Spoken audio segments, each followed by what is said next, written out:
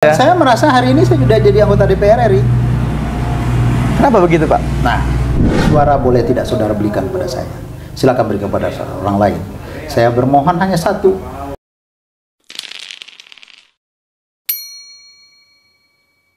Bismillahirrahmanirrahim. Assalamualaikum warahmatullahi wabarakatuh. Waalaikumsalam warahmatullahi wabarakatuh. Masya Allah, alhamdulillah dan sanak sadonyo. Memang kalau berbicara tentang politik tak lepas dari simpang siur isu dan banyak hal yang menyebar di tengah masyarakat. Alhamdulillah juga kalau berbicara tentang politik tentu kita harus punya tokoh dan orang-orang sudah berpengalaman di bidang itu. Dan luar biasanya hari ini di studio Menang TV kita kehadiran sosok tokoh yang sangat luar biasa. 2 periode duduk di kursi DPRD Provinsi Sumatera Barat dan sekarang akan maju bertarung di DPR RI. Selamat datang Pak Dr. Haji Marlis. Koreksi, Dr. Handes Haji Marlis di studio Menang TV. Siap, terima kasih. Selamat datang Pak. Gimana Pak? Sehat Pak kabarnya? Alhamdulillah. Gimana? Senang, bahagia, Alhamdulillah. dan insya Allah sehat. Tadi perjalanan menuju ke sini ada kendala tidak Pak? Nggak ada sih, kalau udah Mas Raya kan nggak ada kendala. Aman ya Pak ya? Tadi ada urusan sebentar di Lombok. Oke, siap. Pak Marlis, kami terima kasih banyak karena sudah hadir di studio kami, sudah menyempatkan waktu dan kita akan sharing banyak hal Pak ya. Siap. Untuk Tapi jangan yang berat-berat ya. enggak, Kita yang ringan-ringan aja. saja Pak, sambil minum Ya, air putih yang betul. sehat ya Pak ya. Baik, Pak Marlis, kita tahu bahwa kalau ada orang lewat di Mas Raya aku Pak, rasanya tidak mungkin tidak akan melihat spanduknya Pak Marlis. Mungkin hampir 1 bulan ini jalan-jalan sampai ke pelosok sudah mulai tuh spanduknya Pak Marlis berjajaran di mana-mana sampai yang paling gadang banyak aja Pak. Dan tentu menjadi pertanyaan masyarakat, oh Pak Marlis maju apa enggak, isu mana apa enggak gitu Pak. Iya. Nah sebelum kita mengarah ke situ Pak, kami ingin menanyakan tentang, kita tahu bahwa kan maju politik itu bukan hal yang mudah ya Pak ya. Ya. Apalagi memang kalau berbicara track record nih kawan-kawan, kita tidak meragukan lagi sosok Pak Marlis. Karena sudah 2 periode duduk di Dewan Provinsi, pernah menjadi ketua komisi dari semua komisi. Kalau saya nggak salah ini betul ya Pak ya? Iya.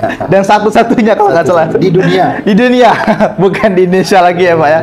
Nah Pak Marlis, sebenarnya kok sekarang maju lagi di DPR RI Pak? Apa sebenarnya motivasi Bapak sehingga berani untuk maju sebagai calon anggota DPR RI tahun 2020 nanti Pak? Silakan Pak Marlis. Baik. Terima kasih Rezo Menang TV. Siap Pak. Hari ini saya diundang untuk ngobrol santai, tapi dengan catatan nggak boleh yang berat-berat karena memang tugas kita berat ini. Siap Pak. Saya kalau ditanya tentang itu, jawabannya sulit bagi saya. Kenapa? Tapi saya ingin cerita dulu. Boleh Pak, silakan. Ini mungkin falsafah ya. Kalah itu sakit. Kalah itu mengecewakan. Dan semua kita di dunia ini pasti juga mengatakan dan tidak mau kalah. Kalah itu seakan-akan merontokkan kewibawaan, harga diri, kemudian confidence kita, dan segala macam. Sampai ke status sosial. Sampai status sosial. Kita merasa tidak punya nilai lagi di tengah masyarakat. Siap. Hal itu juga saya rasakan. Saya 2019 tempo hari kan kalah. Setelah di dua periode di DPRD Provinsi Sumatera Barat, kemudian bertarung lagi yang ketiga, ternyata kalah. Saya sama dengan kita masyarakat umum yang lain ya. Kalah itu pedih, sakit, dan kadang-kadang kita menyalahkan masyarakat, menyalahkan nasib, menyalahkan Banyak hal yang disalahkan. Pokoknya ada saja kambing hitamnya. Pokoknya sebetulnya saya nggak boleh kalah. Nah tapi ketika itu saya membatasi diri bahwa kalaupun Anda kecewa karena kalah ini, Anda tidak boleh lebih dari 30 hari. Saya katakan kepada diri saya. 30 hari ya Pak? Ya, Nggak boleh karena Anda tidak siapa-siapa lagi. Benggo Anda tidak ada lagi. Kata-kata yang terhormat yang melekat selama ini pada diri Anda sudah tidak ada lagi. Ya, betul. Hari ini Anda menjadi orang biasa. Dan orang yang sangat biasa. Dan Anda harus terima predikat itu. Saya terima itu, Dezo. Apa yang terjadi setelah itu? Ternyata kekalahan itu memberikan berkah. Berkah ya Pak ya? Betul. Jadi kalau ada orang mengatakan bahwa ambil hikmah dari sebuah kejadian itu. Nah, kadangkala kita mungkin sulit menemukan satu hikmah itu. Saya akhirnya harus jujur mengatakan bahwa ternyata kekalahan itu memberikan berkah. Apa berkahnya Pak? Nah, kalau tidak kalah, kita tidak ketemu hari ini. Tidak akan mungkin juga Pak Heri ini masang CCTV di Alinia. Tidak akan ada itu Alinia. Betul. Jadi ternyata kalah itu adalah takdir yang diberikan oleh Tuhan kepada seorang anak manusia, dan itu terjadi penyimpangan takdir. Dari tadinya mungkin kita strike untuk jadi anggota DPR RD provinsi, itu yang ketiga kalinya, di stop oleh Tuhan. Anda tidak boleh terus ke situ, nanti di situ jurang besar. Anda harus dibelokkan ke sini dulu. Nah, untuk berbuat sesuatu yang lebih bermanfaat untuk masyarakat. Jadilah itu. Apakah jadi itu karena saya punya kemampuan? Enggak, sama sekali enggak. Saya tidak punya experience, saya tidak punya pengetahuan, dan saya tidak punya referensi tentang Berarti itu. hanya modal keberanian. Jadi ya, Pak, ya? betul-betul itu adalah kekuasaan Allah Subhanahu Wa Taala. Alinia Park and Resort itu adalah sebuah investasi yang tidak direncanakan dan sebuah mukjizat yang diturunkan oleh Allah Subhanahu Wa Taala di Nagari Sitiung. Wasilanya mungkin Marlis, orang yang pernah kalah tadi. Saya nikmati itu. Saya lupakan 30 hari, saya selesaikan. Udah, Anda boleh kecewa 30 hari, kemudian setelah itu Anda harus bangkit dengan kehidupan. Jadi itu. Nah, saya akan masuk kepada pertanyaan yang Baik, Deso sampaikan motivasi. tadi. Kenapa hari ini Pak Marlis muncul lagi nih di Iya, pinggir jalan? Betul. Ada yang begini, kemudian ada juga yang macam-macam gaya lah. Dan ada kata-kata juga yang aku pasti bisa. Aku pasti bisa itu kalau dibawa ke dalam Minangkabau itu arogan, Egoisme ya Pak ya? egoisme, terlalu confident. Nanti mungkin saya akan jelaskan apa itu aku pasti Mbak, ini bisa. pertanyaan kedua langsung dijawab ini sama Pak Ya, Marlis. tapi nanti Pakai itu tagline. lebih- Boleh, ya, boleh. oke. Siap, siap. Nah, kenapa hari ini ada lagi baliho nih, Marlis di pinggir jalan, caleg DPR RI dari Partai Nasdem. Jadi ceritanya begini. Saya begitu 2019 itu selesai tugas sebagai anggota DPRD, saya memfokuskan diri mengurus usaha kembali. Oke. Karena jujur memang selama 10 tahun itu secara ekonomi saya babak belur. Nah, saya harus bangkit kembali. Dengan waktu yang tersisa itu saya fokuskan diri untuk berusaha, dan alhamdulillah bisa memberikan lapangan pekerjaan untuk masyarakat Damasraya dan bisa memberikan kontribusi yang selama ini Damasraya barangkali dikenal sebagai hutan, kebun sawit dan segala Iya, macam, betul. tapi hari ini sudah bisa dilihat dan didengar oleh orang. Ternyata ada juga sesuatu yang menarik Damasraya. Apa itu Alinia Park and Resort? Siapa ini penciptanya? Marlis, didukung oleh pemerintah daerah. Nah, untuk itu saya sudah fokus di situ, dan saya sudah mengatakan kepada siapa saja yang bertanya, tidak maju led untuk DPR RI, Pak Marlis, atau DPRD provinsi atau bupati wali kota, saya enggak. Saya sudah menyatakan mengistirahatkan diri saya dari dunia politik. Oke, lalu kenapa maju ini Pak? Nah, ini dia. Seluruh kegiatan saya di politik itu saya tanggalkan. Tidak lagi mau jadi anggota partai, tidak lagi pengurus dan segala macam. Dan beberapa partai politik itu mengajak dan mengundang saya untuk bergabung. Tapi dengan bahasa yang santun saya katakan, saya ingin fokus mengurus usaha. Nah, saya tidak tahu kenapa ini muncul tiba-tiba hampir 1 minggu menjelang Lebaran tempoh hari. Oke. Saya ditelepon oleh fungsionaris Partai Nasdem. Intinya beliau berharap saya bersedia dan kemudian membantu Partai Nasdem untuk maju menjadi anggota DPR RI. Ya. Jawaban saya waktu itu, saya kembalikan kepada istri saya. Saya ini bukan milik saya lagi. Saya ini milik keluarga. Dan hari ini kami sudah nyaman dengan kondisi seperti ini. Tapi kalau istri saya dan anak-anak serta keluarga saya nanti mengizinkan, berarti itu adalah tugas dari Allah Subhanahu Wa Taala. Nah, silakan Bapak bicara dengan istri saya, dan kalau beliau memberikan ruang dan persetujuan, mungkin kami akan bisa. Dan akhirnya diizinkan oleh keluarga ya Nah, Pak? singkat cerita, kita adakan rapat keluarga semuanya. Kita sampaikan maksudnya ada tawaran nih dari Partai Nasdem untuk maju DPR RI. Baik. Nah, kira-kira gimana pendapat anak-anak, pendapat istri dan pendapat menantu, termasuk juga pendapat cucu saya yang baru umur 2 tahun dan 5 tahun. Apa yang dia ngerti tentang politik? Bisa kan? Iya. Luar biasa, Dezo. Semuanya mendukung. Masya Semuanya Allah. mensupport. Alhamdulillah. Yang selama ini tegas-tegas mereka menolak, papa ndak usah le berpolitik, ndak usah lagi satu-satu. Istirahat je lah. Istirahat, awak mau urus apa salah le, mau urus apa lah, itu hari tua saya. Tapi hari itu tanpa dikomando, tanpa direkayasa dan tanpa dibuat sebuah skenario, sampai ke cucu saya pun menyatakan setuju. Nah, saya mengartikan ini adalah bukan persetujuan dari mereka. Panggilan ya Pak ya? Ini adalah misi dari Allah Subhanahu wa taala. Oke, luar biasa. Akhirnya saya jawab, siap, saya siap dengan segala kondisinya. Walaupun saya tahu di Partai Nasdem itu sudah ada calon anggota DPR RI itu yang sangat luar biasa kualitas, kualifikasinya. Tapi itu menjadi sebuah tantangan bagi saya. Nah, itulah jadi kalau jawabannya, kenapa maju lagi? Saya kira ini adalah petunjuk Allah SWT. Oke, baik.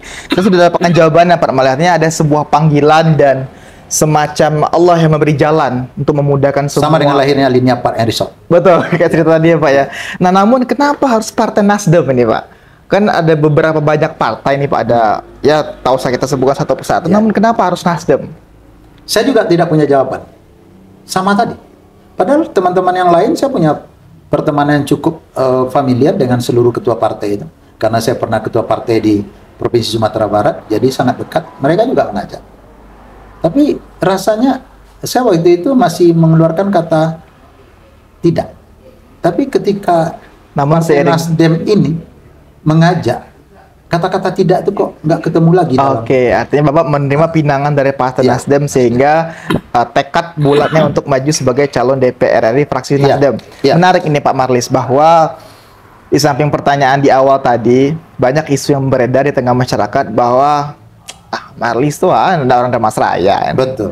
Nggak putra nagari, mengalah harus dukungannya untuk maju. Nah, ini banyak isu beredar di tengah masyarakat Pak Marlis. Bagaimana dari Pak Marlis sendiri menjawab dari banyaknya pernyataan dari masyarakat tersebut, Pak? Saya kira itu bukti kecintaan mereka pada saya. Iya, wajar lah. Iya. Tentu bagaimanapun anak nagari berharap putra daerah mereka akan bisa tampil menjadi representasi dari nagari mereka. Betul, kita setuju. Saya jujur mengatakan, saya secara demografi, betul saya terlahir di nagari kecil di Kabupaten Sidoarjo, namanya Pemuatan. Dan kita tidak usah tolak itu. Lahir tahun 64, 2 Februari di nagari Pemuatan. Orang tua saya kedua-duanya orang Pemuatan dan petani.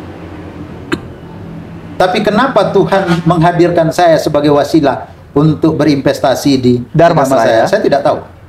Dan saya tidak pernah juga berpikir dulu untuk hidup di hari tua itu di Damasraya. Apalagi dengan investasi yang menurut ukuran saya, untuk ukuran saya, tapi untuk ukuran orang lain mungkin kecil lah itu, tapi untuk ukuran saya sudah besar. Dan ukuran investasi itu bukan untuk 1 hari 2 hari, tapi itu akan sampai puluhan tahun dan malah mungkin sampai ke anak cucu ya. Betul. Nah, saya kira jawabannya karena saya merasa orang Damasraya gitu. Walaupun saya tidak bisa juga menolak bahwa saya memang lahir saya di Sijunjung, kemudian tinggal saya di Padang, tapi hari ini saya ada di sini. Ya bagi saya itu sebagai sebuah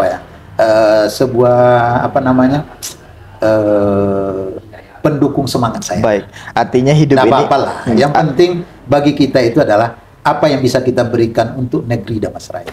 Luar biasa. Dari pertanyaan tadi saya melihat bahwa Pak Marlis bahwa sebenarnya hidup ini tergantung sudut pandang ya. Iya. Artinya kalau memang ada orang yang beranggapan sedemikian rupa terhadap kita tentang kedaerahan, artinya itu kita anggap positif mereka. Menunjukkan kecintaan mereka. Berarti kecintaan dia terhadap Damasraya itu luar biasa dan itu kita berikan apresiasi. Baik, Pak Marlis, berbicara tentang sudut pandang ini. Kita semua tahu bahwa Pak Marlis adalah seorang entrepreneur dan juga seorang guru. Artinya sebagai edupreneur kalau bahasanya. Nah, sebagai edupreneur nih Pak Marlis, tentu banyak hal positif yang sudah Bapak berikan baik untuk diri sendiri, keluarga, orang-orang terdekat maupun banyak orang. Ya. Pak Marlis, sebagai edupreneur dan sekarang maju sebagai calon anggota DPR RI, kira-kira visi besar apa nih yang akan Pak Marlis gunakan ketika nanti maju di DPR RI, Pak Marlis? Ya, sejarah hidup saya tidak bisa dirubah lagi. Saya tamat IKIP Padang tahun 87, kemudian diangkat jadi pegawai negeri dan saya jadi guru. Oh, Bapak pernah jadi PNS? Oh ya. Ini Oke. saya masih ingat. Menarik ini, Pak. 787 582 787 582 693. Masya Allah. Namun mengundurkan diri? Ya, saya termasuk orang satu di antara 10 orang gila di Indonesia yang memang sedikit nekat ya. Jadi ketika saya sudah menjalani profesi jadi guru itu hampir 3,5 tahun di STM Negeri Luwu Pakam, dan saya mengajar secara serius, dan saya menjadi guru yang cukup disenangi juga oleh Baik. anak-anak karena memang saya cukup kreatif lah. Fashionnya ada di sana? Ada passion dan saya mencintai profesi itu. Tapi persoalan lain muncul ketika itu. Oke. Nah, mungkin di situ entrepreneur ini keluar ini. Saya berhitung kalau saya tetap jadi guru ini akhirnya saya mau jadi apa ini? Naluri bisnisnya langsung ya, Pak ya? Ya. Dalam hitungan saya paling tinggi itu saya jadi kepala sekolah. Oke. Kapan ini saya bisa akan jadi kepala sekolah dan berapa persen ke tingkat opportunity-nya, peluangnya? Dalam hitungan saya, guru di sekolah kami dulu waktu itu 108 orang. Yang akan jadi kepala sekolah itu pasti 1 orang. Berarti hanya ada 0,9%. Saya tidak punya marga. Berarti 0,sekian persen peluang saya untuk menjadi kepala sekolah. Kalkulasi bisnis saya jalan. Kalau seperti ini saya tidak bersedia menghabiskan hari saya di sini yang tidak pasti ini. Kalaupun ada peluang satu menjadi kepala sekolah, tapi kemungkinannya 0, sekian persen, mendingan hari ini saya menyatakan keluar dan mencari profesi yang baru. Bagaimanakah saya akan bisa menjadi, apakah saya sudah punya basic? Enggak. Wow, sangat berani ya Pak ya. Jadi saya sudah meyakini teori law of attraction itu. Oke. Teori hukum tarik menarik itu dari awal-awal dulu. Saya meyakini bahwa saya punya kemampuan. Ndak pun jadi pegawai negeri, ndak pun nerima gaji dari pemerintah, toh Tuhan ini pasti sayang ke kita kok.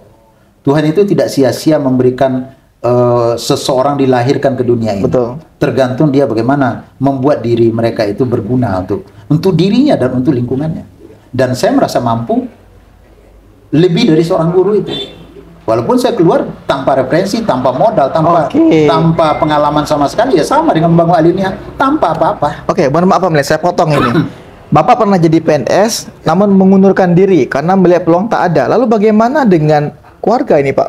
Kan PNS itu sebuah cita-cita besar bagi banyak orang ini Pak. Bagi mertua saya dan bagi istri saya ini, itu profesi yang paling diimpikan sampai hari ini. Nantu awak, laki awak pegawai negeri golongan 3. Saya tidak pernah bertanya. Tapi pasti ada kontra dong dari keluarga. Oh ya, pasti.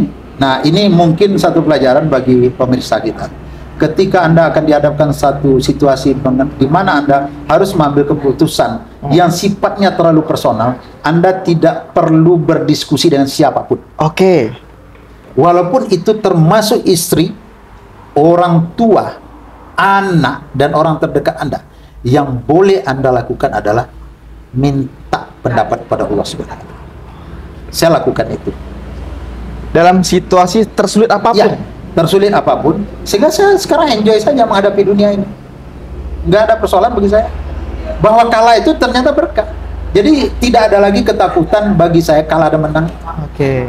Saya sudah memakrifatkan, ya kalau dalam pengajian tarikat itu, marifat yang paling tinggi itu marifat. Putus di dalam kita perasaan kita, hati kita itu, bahwa kita itu sudah ikhlas saja. Wah, luar biasa.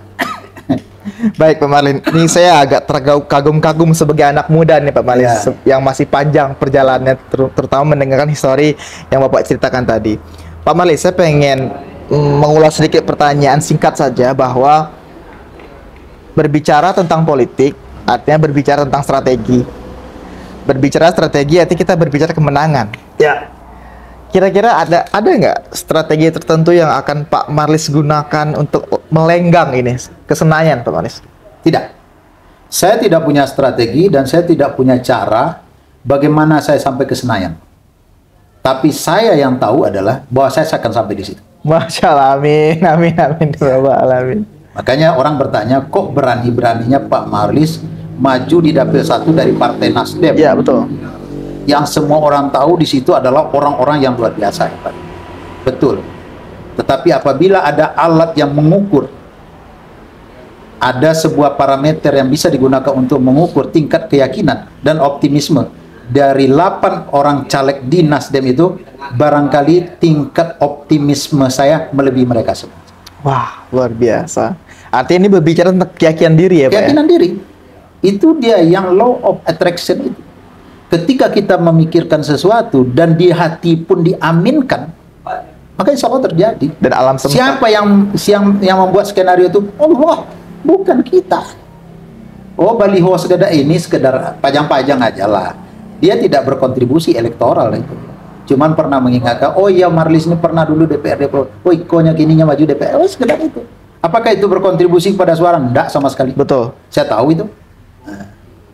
Artinya hanya sebagai pengenalan saja kalau masalah spanduk tadi. Ya.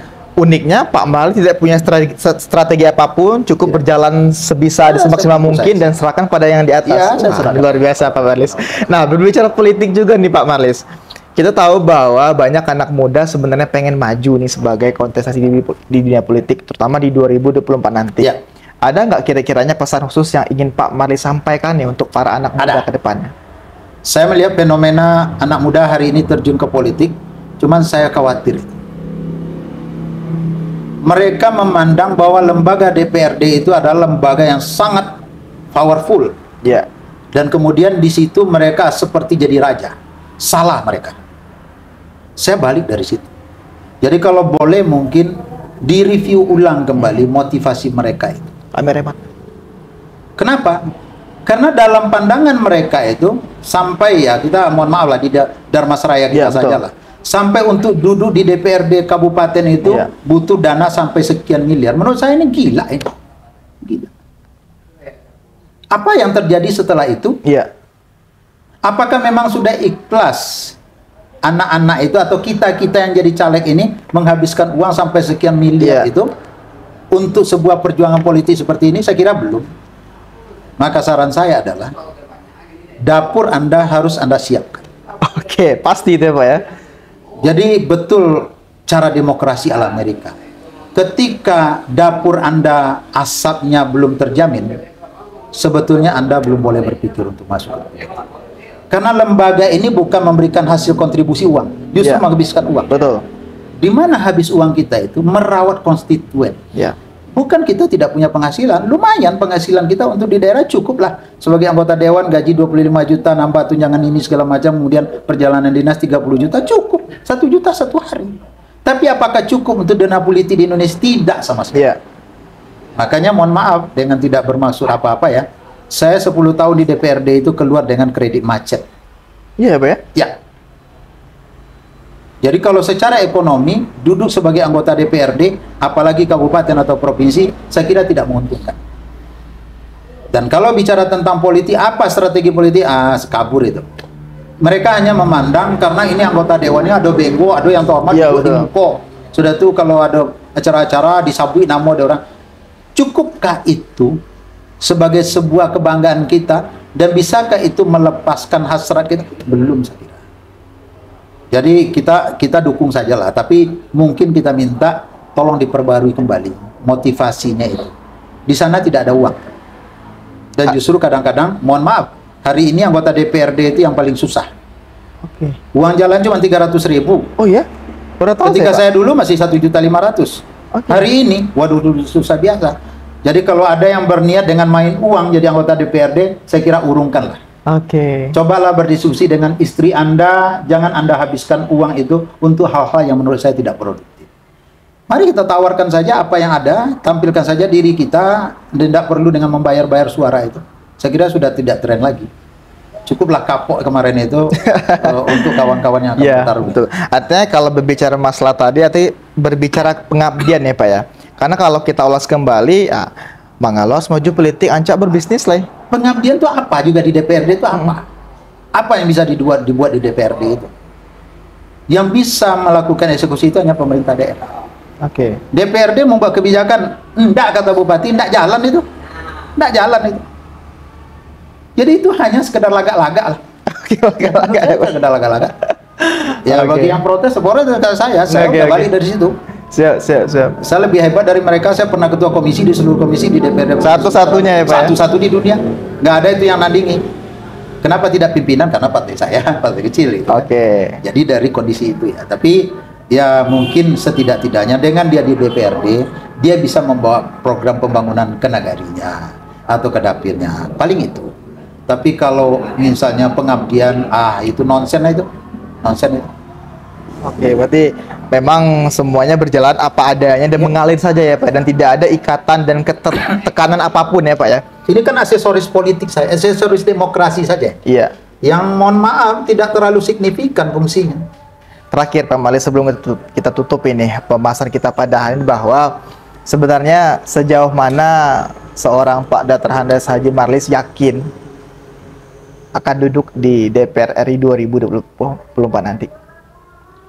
Saya memberikan diskon dari 100% itu 2%. Berarti 98%. 8%. Walah, sangat-sangat yakin ya Pak Marlis Dan ya. saya merasa hari ini saya sudah jadi anggota DPR RI. Kenapa begitu Pak? Nah, nanti boleh Dezo ketemu dengan saya satu kali diskusi ketika Anda ingin menjadi seseorang atau ketika Dezo ingin sebuah mobil, apa yang dilakukan? Cari duit? Enggak perlu itu. Oke. Jadi yang dibayangkan adalah mobilnya merek apa, warnanya bagaimana, itu masih otak. Di dalam perasaan, di dalam hati kita, Deso itu sudah berada di dalam mobil itu. Oke. Seakan-akan menyetir mobil itu. Masya Allah. Itu yang terjadi pada diri saya hari ini. Mindset. Hari ini saya menyatakan diri saya sudah jadi anggota DPR RI. Walau itu mungkin dalam perasaan dan hati saya. Oke. Dan ada afirmasinya. Saya bersyukur dan saya mengizinkan saya juga menjadi anggota DPR RI dari Partai Nasdem karena Allah Ta'ala. Tidak ada satupun caleg di Indonesia ini yang punya afirmasi itu. Luar Yang biasa. punya kemampuan Iya. untuk meyakinkan dirinya bahwa nanti kita tidak terpilih, kita sudah menyiapkan keikhlasan sehingga tidak ada kekecewaan. Saya sudah katakan kepada istri dan kepada anak-anak bahwa pertarungan ini ada dua opsi saja. Yang draw itu tidak ada. Tidak bisa seperti lapangan bola kaki. Kalah, Menang. Nah, saya, papa, dan orang tua Anda ini menyiapkan opsi pertama kalah. Oke. Yang kedua, kalau menang itu adalah bagian dari bonus dan tugas yang diberikan oleh Allah Subhanahu wa taala. Kita akan jalan. Wah, Tapi luar kalau biasa. kalah, tunggu saja, kita akan jauh lebih hebat dari hari ini. Kita buktikan Alinea Park and Resort itu adalah produksi dari sebuah kekalahan. Oke. Jadi kalau besok kalah di Senayan, apakah saya merasa kecewa? Tidak sama sekali. Saya sudah habiskan rasa kekecewaan itu. Saya sudah kikis rasa tidak senang itu. Saya hanya menunggu mujizat. Kalau kalah, apa yang ke agenda Tuhan. Tapi kalau menang, berarti ada tugas saya. Iya, betul. Untuk membangun bangsa ini sesuai dengan kapasitas sebagai anggota DPR RI dari Partai Nasdem, mudah-mudahan dengan izin Allah Subhanahu wa taala dan diberikan dukungan oleh masyarakat, insya Allah saya akan sampai. Amin. Terakhir Pak Marlis, boleh diberi closing statement ini buat teman-teman yang menonton di Pemirsa Menang TV, baik dari kalangan anak muda, semua kalangan, kalau boleh Pak Marlis, untuk sebagai penutup perjumpaan kita di diskusi podcast kali ini. Silakan Pak Marlis.